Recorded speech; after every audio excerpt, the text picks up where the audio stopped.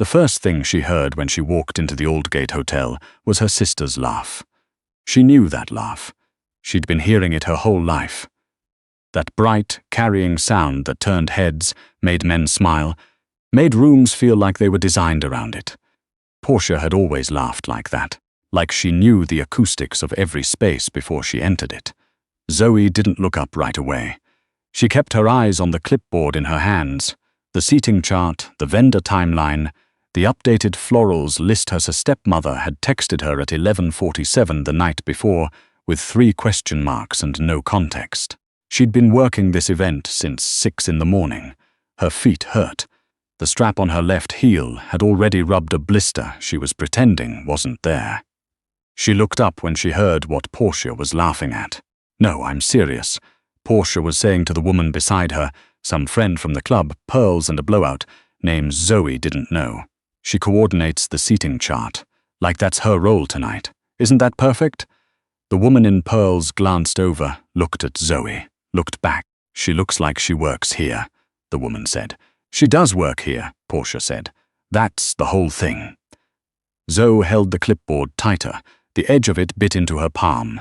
The room was the kind of beautiful that made her aware of everything wrong with her. The Aldgate's grand ballroom had been built in 1924 and renovated twice since, and every time they'd renovated it, they'd managed to keep whatever quality made ordinary people feel like they were standing slightly too far inside someone else's home. The ceilings were 40 feet high. The chandeliers were real crystal. The flowers alone had cost more than Zoe made in 2 months, which she knew because she was the one who'd approved the invoice. She was not a guest tonight. She'd never been a guest at anything her stepmother organized. That was the arrangement, though no one had ever said it out loud. Diane planned the parties, Portia attended them, and Zoe made sure the tablecloths were pressed and the ice didn't run out. Her father was somewhere in the crowd. She'd seen him earlier near the bar, his hand on the arm of some man she didn't recognize. Silver-haired, wide-shouldered, the kind of ease that came from never once in his life having to worry about money. Her father had that ease too, mostly, except lately. Lately he'd had a particular set to his jaw that she recognized from the years when she was small, and the bills came in, and her mother was still alive, and still the one who handled things. Her mother had been good with numbers. Zoe was better. It didn't matter. Tonight, she was the girl with the clipboard. She crossed the room to check on the east corridor, where the caterers were doing a final pass before the second course. She kept her head down. She'd learned that years ago, at her father's second wedding, at Portia's debutante presentation, at every event where her presence was useful and her visibility was not. Keep your head down. Do the work. Don't expect to be thanked. She was in the corridor, reviewing the service timeline on her phone when she heard the room change. It wasn't loud, that was the thing about it. The sound of the ballroom didn't spike, it dropped. A sudden collective quieting, the way a crowd goes still not when something bad happens, but when something powerful does. The kind of stillness that comes from people deciding, all at once, that it was wiser not to speak. She looked up. He came in from the main entrance, which meant he'd bypassed the side door reserved for late arrivals, the polite door, the unobtrusive door. He'd come through the front, and the crowd had parted for him with the specific efficiency of people who understood, on some animal level, that this was not a man you stood in front of. Zoe didn't know his name yet. She just watched. He was tall enough that she could track him from across the room, even with the crowd. Not young, late 30s, maybe 40, the kind of face that had been through something and not bothered to hide it. He wore a dark suit that probably cost more than the flowers, and he moved through the ballroom the way water moves around stone, not quickly, not urgently, just without any question of being redirected. There were 2 men behind him, not obviously armed, but obviously there. Her stepmother materialized at his elbow within seconds. Diane had a gift for sensing power the way some people could sense weather.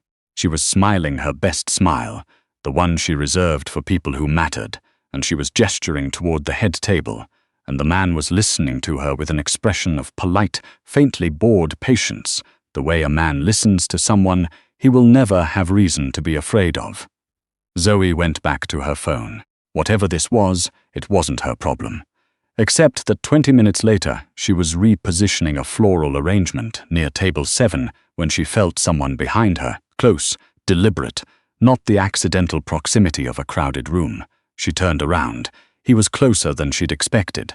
Most people left more space. He was looking at her the way she'd seen people look at problems they were still deciding how to classify. "You've been watching the room all night," he said. It wasn't an accusation. It wasn't quite a compliment either. It was an observation, the way you might note the weather. "Someone has to," she said. His gaze moved to the clipboard.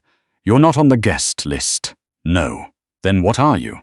She could feel people nearby going carefully, deliberately still. The two men behind him had shifted position without seeming to move. "I organized this event," she said.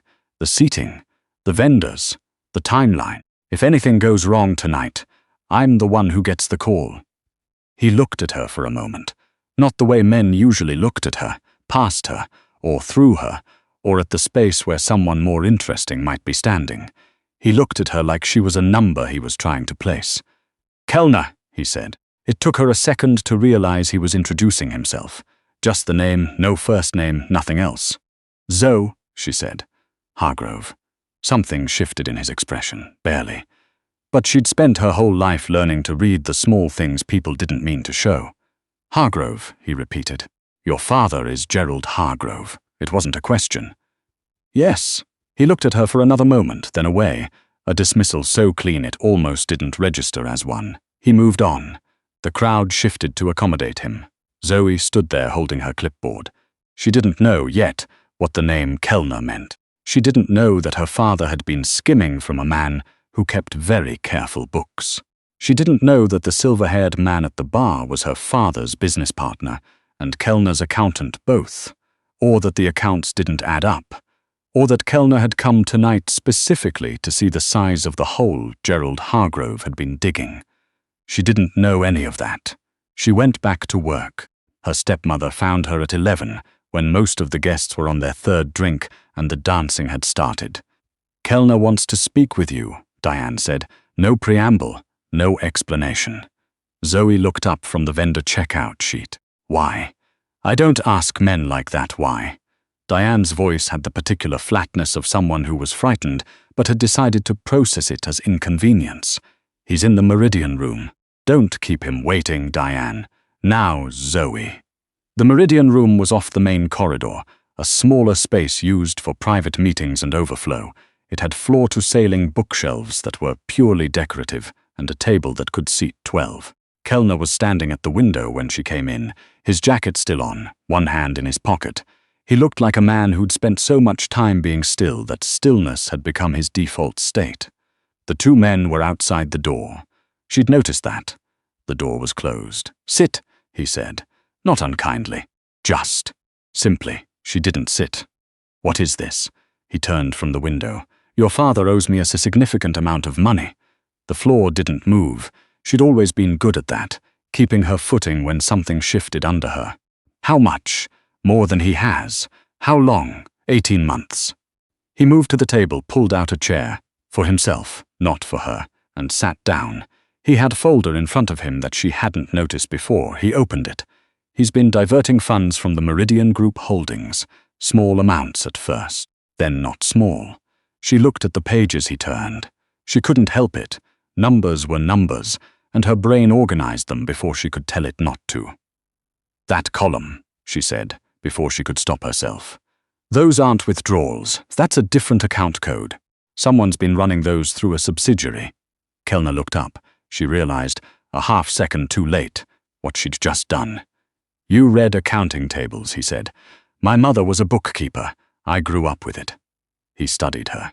The same way he'd studied her in the ballroom, but now there was something sharper in it, a recalibration. "I need someone to go through these accounts," he said. "All of them.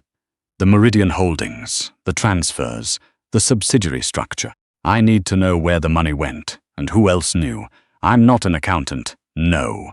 But you just spotted an account code misclassification in under 4 seconds. He closed the folder. "I've had 3 actual accountants on this for 2 weeks. She was quiet for a moment. And my father. Your father stays out of this, as long as I get answers, and if you don't, the room was very still. You don't want to know what happens if I don't, he said. Not threatening, just factual, the way you'd tell someone the weather. She stood there in her coordinator's blouse with the blister on her left heel and the vendor checkout sheet still in her hand, and she thought about her father's jaw at the bar. The set of it, the years and years of the set of it. I want to see the full file, she said. He looked at her. All of it, she said, not a summary. The full transaction records, the account structures, all the subsidiary documentation. If you want me to find something in there, I need to see everything, not just the parts you've already looked at. Something happened at the edge of his mouth. Not quite a smile, not even close to one, but something. Tomorrow, he said. 9 a.m. There's an address on the back of this. He slid a card across the table. She picked it up. There was an address on the back, handwritten, and nothing else. She put the card in her clipboard. I want it noted, she said, that I'm doing this under duress. Noted, he said. She left. The car that came for her the next morning was black and clean, and the driver did not speak. She'd expected something uncomfortable, something designed to unsettle. Instead, the address turned out to be an office building in the financial district. Glass and steel, anonymous from the outside, with a lobby that looked like any law firm's lobby, and a reception desk staffed by a woman who looked at Zoe with no particular expression and said, 11th floor. Kellner was already there when she arrived. His jacket was off, his shirt was white and looked expensive. He had coffee and did not offer her any, which bothered her more than it should have. The room was lined with filing cabinets and a long table covered in bankers' boxes. She looked at the boxes. She looked at him.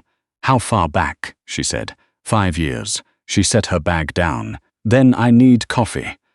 He looked at her for a moment, then, without a word, picked up the phone on the desk and said something she couldn't hear. 12 minutes later, someone brought coffee. 2 cups. He didn't say anything about it. Neither did she. She worked for 6 hours that first day. She barely spoke. She built a structure in her head the way she always did with numbers. A map, a landscape, the shape of where everything was supposed to go and where it had actually gone instead. The filing system was a disaster. Not accidental, deliberate. Someone had gone through real effort to make these records look clean, while the actual movement was buried in notation layers. Most people wouldn't bother to check. Kellner stayed in the room. He didn't hover. He sat at the far end of the table with his own work, and she was peripherally aware of him the whole time. The sound of pages turning, the occasional low voice when someone came in to speak with him, the particular quality of a room shared with someone who doesn't need to fill silence. At 2 in the afternoon, she found it. Here, she said. He was at her side in 4 steps, which told her he'd been watching her more carefully than he'd seemed to be. She pointed. This transfer in October of the 3rd year. It goes to a holding account in the subsidiary structure, which looks normal, but the account code is assigned to a vendor that dissolved 14 months prior. Someone kept the code active in the system after the vendor closed. Any money routed through it would show up as a vendor payment in the main ledger, but it's actually going. She flipped 3 pages. Here, a private account. The signatory on this account is not your father's business partner. He was looking at the page, very still. Who is it? She said. He didn't answer. But she saw his jaw do something, a small, involuntary tightening, like a door closing. It's not my father, she said. She needed to say it. She needed to hear him confirm or deny it. He looked at her. No, he said. It's not your father. She breathed. He knew, Kelner said. Your father knew the money was going somewhere it shouldn't. He didn't know where. He started pulling his own funds out to compensate, in a way that made it look like he was the one skimming, when actually he was covering for a loss he couldn't explain without implicating people he was afraid of. He paused. He made it worse, trying to protect himself from something he didn't fully understand. That she stopped. That is exactly something my father would do. Something happened in Kellner's expression that she didn't entirely recognize. It wasn't sympathy. It was more like recognition. the particular look of someone who has known a great many people who make problems larger by trying to manage them quietly. "You have a mind for this," he said. It came out flat, the way he said most things, which meant she couldn't calibrate it properly. "It's just pattern recognition," she said. "You look at it long enough, the shape of it becomes obvious. Not to most people. Most people don't want to see the shape of things. It makes them responsible for what they find." He looked at her. Something in the air in the room changed, and she couldn't have named what it was, except that she was suddenly aware of how close he'd come to stand while they were looking at the pages. He stepped back. "You'll come back tomorrow," he said. "I have other work. Your rate," he said, "will be. I didn't say it was about money." He stopped. "I'll come back because I want to see how it resolves," she said. "The structure. I want to know what the whole shape of it is." He looked at her for a long moment. "All right," he said. She came back the next day, and the day after that. On the fourth day, she was deep in a subsidiary chain that kept looping back on itself in a way that made her teeth ache, and she said, without looking up, "Whoever designed this structure was either very stupid or very smart. It's almost too convoluted to be an accident." "Smart," Kellner said from the other end of the table. She had 15 years of experience in forensic accounting before she turned it the other way. Zoe kept her eyes on the page. "Did you know her?" A pause. "She worked for me. And now she doesn't." Zoe didn't push it. She'd learned over 4 days what he would answer and what he wouldn't. The things he wouldn't answer, he told you by the quality of the silence, and that was usually enough. On the 6th day, someone brought lunch without being asked. Sandwiches, 2 of them, the kind from the deli 2 blocks over that she'd mentioned once in passing on day 3. She looked at the sandwiches. She looked at him. "You don't have to," she started. "You skipped breakfast," he said. "It affects your error rate." She sat with that for a moment. "You've been tracking my error rate." "You haven't made one. I've been noting the absence." She ate the sandwich. It was good. She didn't say thank you for another 10 minutes, and when she did, he only nodded like it was already settled. She found the second layer on day 8. The first layer had been the signatory account, whoever had been siphoning money and routing it through the dead vendor code, clean and damaging, and enough to explain most of the missing funds. The second layer was something else. "Kellner," she said. He came to look. She'd been calling him that from the start, the same way he called her Zoe. First and last, respectively. A gap between them that neither of them had closed, though she wasn't sure who had established the distance and who had been maintaining it. "This is your accountant," she said. "Not the forensic one. The other one. The silver-haired man she'd seen at the bar the night of the gala. She'd recognized his initials in the internal memos 3 days ago, but hadn't been sure until now. He's not the one who took the money, but he saw it. He reported it inaccurately on 3 consecutive quarterly reviews. Either he was paid to look away, or he was afraid to look too closely." Kellner stood very still. "Both can be true," she said. "Yes," he said, "they can." She kept her eyes on the page. She could feel the temperature of the room differently when he was that still. Like the air before thunder. "You trusted him for a long time," she said. "It wasn't a question." "I did. I'm sorry," she said. She meant it. She knew what it cost to have that recalibrated. There was a long pause. "Your father," he said, "is out of this. As of today. The amount he pulled will be written as a loan with structured repayment. I'll have the paperwork drawn up." She looked at him. "You found what I needed," he said, "twice over. You don't have to. I don't do things I don't have to do," he said. And she believed him, which was the strange part. She had believed him from the first night, in the ballroom, when he'd said her father owed him money. There was a particular quality to people who stated facts without performance, and she'd been trained on it early, by the years of her mother sitting at a kitchen table with a ledger and saying, "Here's where we are. Not where we wish we were, where we are." She looked back at the page. Her throat felt odd. "I'll finish this section today," she said. "The rest of the subsidiary chain should be documentable by end of week. Take the time it takes," he said. "I thought you were a man who liked things done quickly." "I like things done correctly," he said. "Those aren't the same." She looked up. He was already looking away, back at his own work, and she sat there for a moment with that. The word correctly hanging in the air between them. Precise and quiet and meaning, she thought, possibly more than he'd meant to give away, or possibly exactly as much. She turned back to the ledger. Outside, the city moved at its usual speed, and the numbers ran their quiet lines across the page, and the shape of things was becoming, at last, entirely clear. He didn't say anything else. He didn't need to. She knew by then what the silence sounded like when it wasn't empty. It sounded like this.